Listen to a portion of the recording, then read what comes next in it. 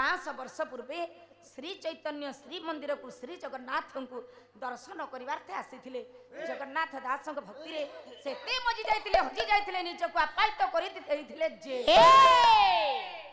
श्री मंदिर रे जगन्नाथ सम्मुख रे